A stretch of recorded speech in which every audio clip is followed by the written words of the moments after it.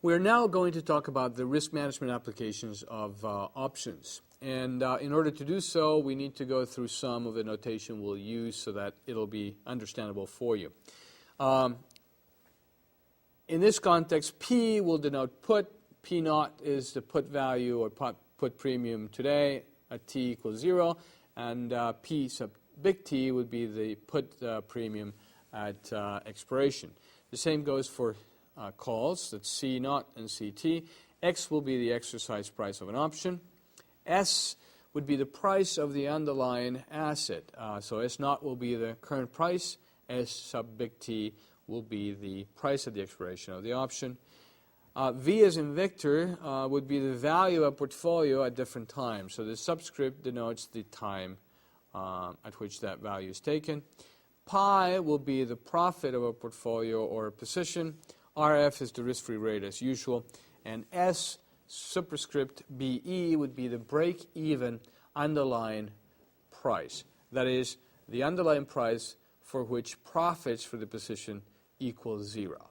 So having understood the notation, let's move on to some of the risk management applications of options. We'll start out with understanding the profits of a long call. In other words, buying a call. What are the profits? How does the profit diagram of a long call looks like? And let's describe the strategy in some detail. The profit of a long call is simply calculated by taking the value of that call at expiration and subtracting from it the original purchase price, which is C naught. If we replace the value of the call at expiration with its expression of maximum 0 or the intrinsic value of the option, or the exercise value of the option, minus C, we see that buying a call will have a certain loss of the purchase price if the stock price is less than or equal to the exercise price. That is, if the option expires out of the money or at the money, then the loss or the profit is a loss equivalent to the purchase price of that option. But if the stock price at the expiration of the option is greater than the strike price, the profit from holding that option will be equal to the stock, let's call the underlying the stock. So the stock price minus the exercise price minus the original purchase price for that option. So if we put numbers to these symbols, let's suppose that at expiration the stock price is $30 per share, the exercise price is $25 per share, the original cost of the option is $2 per share, the profit would be equal to 30, which is the stock price at expiration, minus the exercise price. The exercise price is 25, minus the original cost of the option, which is 2, for a profit of $3 per share on this transaction. Notice that 30 is greater than the exercise price, and that's why we used this formula to calculate its profits.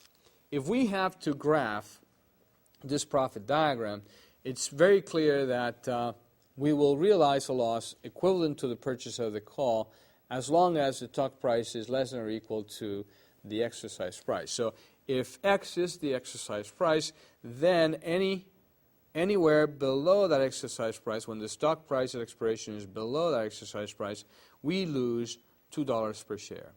As the stock price moves beyond the strike price, we start losing less money until we reach the break-even stock price.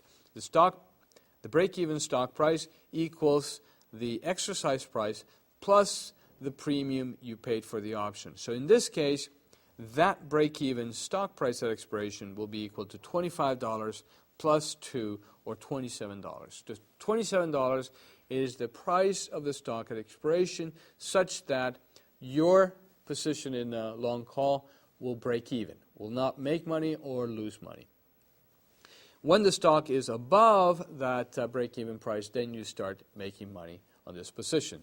So, summarizing, the long call has a limited loss and unlimited profits, and the break-even point is the strike price plus the premium. Let's now talk about the short call, which is selling or a written call, selling a call that you don't own. Just as a rule of thumb, the profits from a short call are the negative of the profits of a long call. So In this case, the profit of a short call will be equal to the call premium you receive from selling it minus the call premium at the expiration of the option.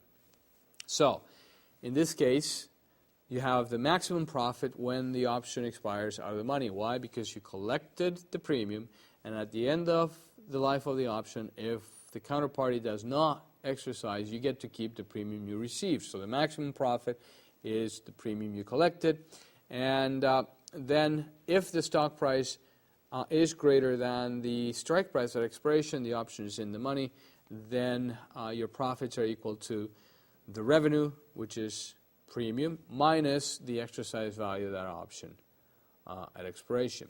So if we look at an example where the stock price is 30, the strike is 25, the premium collected is 2, the profit in this case would be equal to 2 minus 30 minus 25, or minus 3, or a loss of $3 per share in this position.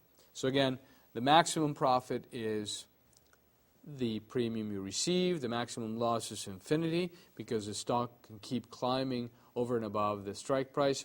And the break-even stock price is calculated the same as you calculated the break-even stock price for the long call, which is the strike plus the premium you collected.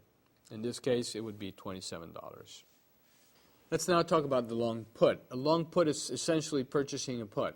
So what would be the profit of purchasing something is simply the premium at the expiration of the option minus the premium you paid to purchase it. Or if you do the profit as a function of where the stock price is relative to the strike price, we know that we'll lose the premium if the option expires out of the money, and we'll make profits when the option expires in the money, that is, the stock price is lower than the exercise price, and the profit will be equal to the exercise value, which is X minus ST, minus the put premium you paid. So, for example, if the stock price is 30, the strike price is 25, and the premium is 1, the profit for this long put will be minus 1, or basically minus P. Remember, the stock is greater than or equal to the strike of 25. Therefore, the position experiences the maximum loss, which is what it cost you to purchase that put, which is minus 1. Now, if we graph this, this position, the profits for this position, we know that whenever the stock price is greater or equal the strike price, we realize this loss equivalent to the premium we paid, which is what this horizontal line here shows. As the stock price at expiration moves below the strike price, we start losing less money first and then making money after the break-even stock price. In this case, the break-even stock price is simply the strike price minus the premium you paid. So in this case, it would be 25 minus 1, or $24. As with the short call, the short put has a profit diagram and profit numbers that are the negative of the long put. So the profit from a short put equals the premium you received minus the value of the put at expiration. So what is the maximum profit for a put? Well, if the put expires out of the money, the maximum profit is the premium you received from selling it, which is P naught. And if the stock price is lower than X, or the put expires in the money, then the profit from that transaction will be equal to the negative of the profit of the long, which is, remember, the profit of the long is the exercise value of that put minus the purchase price. But since this is a short put, we just put a negative sign in front of it. So as an example, if the stock price is 30, the strike is 25, and the purchase price is 1, or the sale price is 1, in this case, the stock price is greater than the exercise price. The put option is out of the money, which means you get to keep the premium you collected up front of $1 per share.